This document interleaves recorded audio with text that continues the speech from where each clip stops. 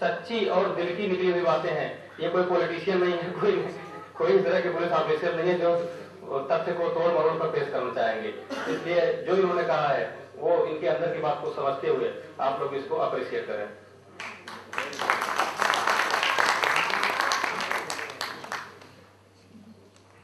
इन्हीं बातों के साथ हम यहाँ पर उपस्थित हैं, हमारे साथ कई लोग और मौजूद हैं। यहाँ पर उपस्थित गणमान्य व्यक्तियों में से अगर कोई इस तरह की बात है किसी के अंदर कि हमें कोई सवाल पूछना है या कोई इस तरह की जिज्ञासा है कि हम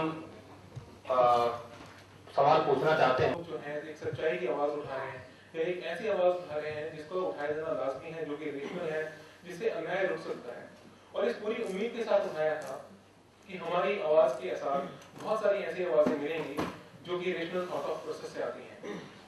बहुत से लोगों से हमने बात की, लेकिन उनमें से हम बहुत ही कम लोगों को ढूंढ पाए जो कि करेजियस हैं, जो कि हमारे साथ आकर हमारी आवाज में आवाज मिला सकें। और उनमें से जो हमें एक नाम आज बहुत ही गर्व के साथ बोल सकते हैं वो जज साहब का, और वो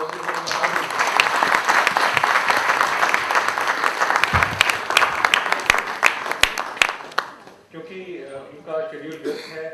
उन्होंने हमारे पास लगभग 3 बजे आना था, लेकिन उसके बावजूद भी वो समय निकाल के हमारे पास आए और 2 घंटे तक उन्होंने रहना था। उसके बावजूद भी वो 2 घंटे से ज्यादा समय हमारे साथ बिता चुके हैं और अब वो हमारे पास से जाना चाहेंगे। Thank you very much.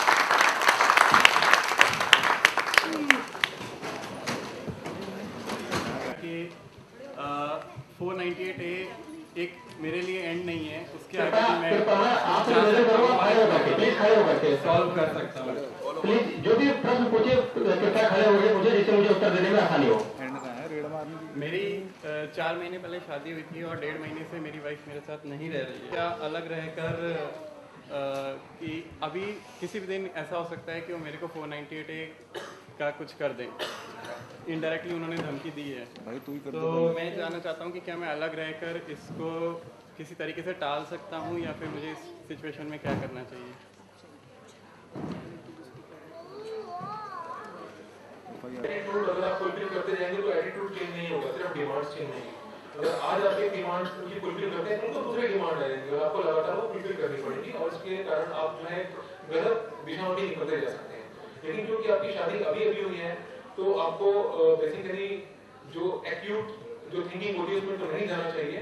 अभी आपको जरूरत है कि कुछ ऐसे लोगों से मिले जो कि चीज को काउंसिल कर सके, जो कि आपकी वाइफ को काउंसिल कर सके, क्योंकि अभी जो आपकी वाइफ की विचारधारा होगी वो परिपक्व नहीं होगी और उसमें बदलाव लाया जा सकता है। तो counselling is the best at your stage. But threat जहां तक आप बात करते हैं थ्रेट ऑफ सेक्शन 498A, वो तो हमेशा रहेगा ही रहेगा और वो नाजायज थ्रेट रहता है और उसी के खिलाफ हम आवाज उठा रहे हैं। तो अपने लिए एक नया हस्बैंड ढूंढ रही है और अपने आप को वहाँ नेवर मैरिड दिखा रही है स्टेटस। मैं ये समझता हूँ कि हो सकता है कि उसने मेरे से पहले भी किसी से शादी की हो, क्योंकि उसने मुझे कहा था कि हम कोर्ट मैरिज करेंगे। कोर्ट मैरिज हमारी नहीं हुई, पर हो सकता है उसने पहले किसी के साथ कोर्ट मैरिज की हो और मैं दूसरा मुर्गा फंसूँ। कोर्ट फर्क नहीं पड़ता। साथ ही साथ अगर इस तरह की कोई हरकत होती है, यानी कि कोई एक शादीशुदा व्यक्ति अपने आप को कवाना बताकर या बिना शादीशुदा का बताकर किसी भी जगह पर एडवर्टाइजमेंट देता है और जो आप बताएं इंटरनेट पर, इंटरनेट के ऊपर everything is very much traceable, तो उसके अंदर वो एक ऑफेंस है। और अभी पिछले ही हफ्ते लगभग 10 दिन पहले की बात है, एक न्यूज़पेपर में आया था कि एक 490 एक सिमिलर केस के अंदर, लेकिन ये केस दूसरी तरीके से था कि एक पति ने अपना ऐड दिया था और अपने आप को कुमार बता कर दिया था, तो उसके खिलाफ 420 और 2-3 धाराएं ऑनलाइन जिनको मैं जानता नहीं हूँ, लेकिन उसके खिलाफ उनके खिलाफ मुकदमा दर्ज हो। ये एक ऑफेंस है। लेकिन मैं आपको ये रिकमेंड नहीं करूंगा कि आप अपनी पत्नी के ऊपर ये ऑफेंस लगाएं, उससे पहले आपको कंप्लीशन बताना चाहिए। One thing I would like to say that 498 fight.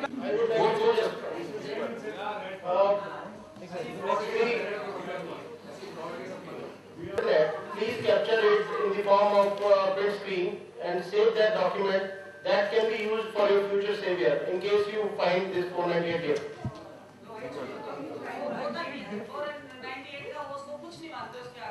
अगर ये अपना कुछ प्रूफ भी नहीं हो सीधा बंद कर देते हैं।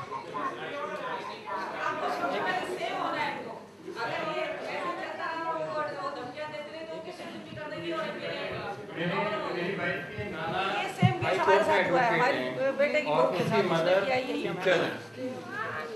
है। वो खुद दिल्ली कॉलेज ऑफ पहले ही फाइल हो जानी इंजीनियरिंग चाहिए से इनकी, इंजीनियर अदरवाइज किया है नहीं उसने, इंजीनियरिंग की है। साइबर क्राइम में ये क्राइम ब्रांच में कंप्लेंट फाइल की। नाना हाई कोर्ट में एडवोकेट, मदर टीचर और खुद वो दिल्ली कॉलेज ऑफ इंजीनियरिंग से इंजीनियरिंग की है। ये हमारा सिर्फ माइंड सेट है कि अगर किसी के परिवार में कोई अगर है, उन परेशानियों से निपट सकते हैं, उन परेशानियों से होकर गुजर कर सकते हैं और उभर सकते हैं, तो चाहे किसी का कोई रिश्तेदार, चाहे एडवोकेट हो, चाहे जज हो सकते हैं या प्रधानमंत्री हो सकता है, क्राइम इज क्राइम। अगर आप उस चीज को प्रूव कर सकते हैं, बात को सब्सटेंशियली रख सकते हैं, तो दूसरे व्यक्ति से बच नहीं सकता। इसमें ये भी है कि जो मैंने आपको सजेस्ट किया उसका मतलब ये नहीं है कि 498 में आपको हेल्प होगी, बट 498 को काउंटर करने के लिए जो आपके हाथ में वेपन आएंगे, जो आपके हाथ में केस आएगा, उसमें आपको ये हेल्प करेगा एविडेंस। मैं ये समझता हूँ कि हो सकता हो कि बचपन में उसको कोई बीमारी रही हो और उसकी मेंटल हेल्थ पे उसका इफेक्ट पड़ा हो। ये बात मुझसे छुपाई गई थी शादी के टाइम पे, तो मैं ये जान सकता हूँ क्या कि उसकी मेंटल हेल्थ अभी ठीक है या नहीं है। ये बेसिकली काफी डिटेल में जाने वाले हैं, तो इसके ऊपर हम बाद में वुमेन सेंट्रिक लॉज, उसका ये हम लोग जो कमेंट देते हैं वो खाली ministry of women and child development के पास ही क्यों जाता है? वो उसका ब्लॉग क्यों नहीं बनाते जाती? हम लोग जो इसमें कमेंट दे रहे हैं उनको किस लॉ में बदलाव होना चाहिए, वो सब लोग देख सके, प्रेस भी देख सके, ताकि प्रेस को सच्चाई मालूम चले। वो इस बात को छुपाना क्यों चाहते हैं कि पब्लिक इस नए लॉ जो प्रपोजल में है उसके बारे में क्या कह रही है? इनफैक्ट इस तरीके का एक ब्लॉग अवेलेबल है, और अगर आप नेशनल कमीशन ऑफ वुमेन की वेबसाइट पर जाकर देखेंगे, जो भी सजेशन या फिर एक तरीके से बाहर से जो भी माने जाते हैं स्टेटमेंट्स हमारे लिए दीजिए, उसमें ज्यादातर जो ज्यादातर स्टेटमेंट्स हैं वो उन्हीं लोगों के लिए हैं जो 498 को गलत बता रहे हैं और ये बता रहे हैं कि आप जो है सही दिशा में काम नहीं कर रहे हो। तो ब्लॉग अवेलेबल है, लेकिन उस ब्लॉग पे ना तो वो देखते हैं ना वो पढ़ते हैं। और ब्लॉग जो नए लॉज वाले हैं उसके स्पेसिफिक यदि हम लॉज में कोई सजेशन भी देना चाहते हैं तो मतलब वो पब्लिक को मालूम होनी चाहिए कि लोग इस लॉज के बारे में ये कह रहे हैं। Ministry of women and child development में ऐसा कुछ भी नहीं है जो वो नए लॉज बना रहे हैं। यही चीज है कि बेसिकली जो लॉज बनाए जा रहे हैं वो पब्लिक पर, अगर वो अपने तरीके इस तरीके से लॉ लेकर आएगी, may be through national commission of women, वो उनको वोट दिलाने के लिए काम करेंगे या उनके वोट काटने के लिए काम करेंगे। That is the only deciding factor for National Commission for Women to work and for politicians to work. That is unfortunate. अब जैसे ये लॉ आया उसमें खाली जो कमेटी है उसमें खाली वुमेन मेंबर ही हो सकते हैं। कई सारी ऐसी कमेटियां बना रहे हैं उसमें खाली वुमेन मेंबर ही जज हो सकते हैं। ये कहाँ तक सही है कि क्या आदमी उस कमेटी के इंपॉर्टेंट कमेटी के मेंबर हो ही नहीं सकते? इस टाइप का कानून बनाना कितना सही है?